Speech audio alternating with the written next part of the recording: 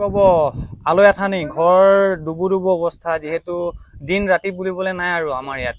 জীয়াই থকাৰ সংগ্ৰাম চাইছে আপোনালোকে যেহেতু আপোনালোকে পৰ্যবেক্ষণ কৰিছে আহি নিজে উপলব্ধি কৰক আমি কেনেকৈ জীয়াই আছো আমাৰ এতিয়া খাবলৈ একোৱে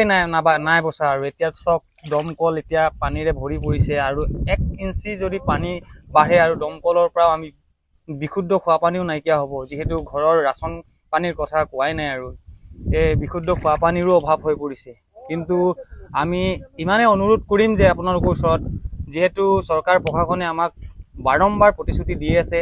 কিন্তু সেই প্ৰতিশ্ৰুতি আজিলৈকে তেওঁলোকে পালন কৰা নাই আৰু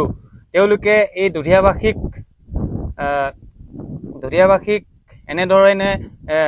এনেধৰণে সমস্যাৰ জৰ্জৰিত সমস্যাৰ ভুক্তভোগী মানুহসকলক তেওঁলোকে সংস্থাপন দিয়াৰ বাহিৰে তেওঁলোকে মিছা প্ৰতিশ্ৰুতি প্ৰলোভন দেখুৱাই মানুহখিনিক আলৈ আথানি কৰিছে আৰু মই ক'ব বিচাৰো যে দধিয়াবাসী ৰাইজৰো মানৱ অধিকাৰ আছে জীয়াই থকাৰ অধিকাৰ আছে আৰু এই জীয়াই থকাৰ অধিকাৰৰ কাৰণে আমি আকৌ সংগ্ৰাম কৰিবলৈ সাজু হৈ আছো যেহেতু এই পানীত মৰা বামত মৰা আমি এই পানীত বিলীন হৈ মৰি থকাতকে আমি আকৌ আন্দোলন কৰিবলৈ সাজু হৈ আছো আৰু যেহেতু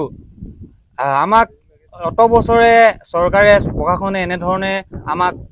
প্ৰবঞ্চনা দি আহিছে যে তেওঁলোকে পুনৰ সংস্থাপন কৰিব বা তেওঁলোকে আমাক এই পানীৰ ঠাইৰ পৰা ওখ এটা ভেটিত সংস্থাপন কৰি আমাক জীৱন যাপন কৰাৰ তেওঁলোকে সুযোগ দিব বুলি কৈ এতিয়ালৈকে সেই কথা প্ৰতিশ্ৰুতি হৈ ৰৈছে।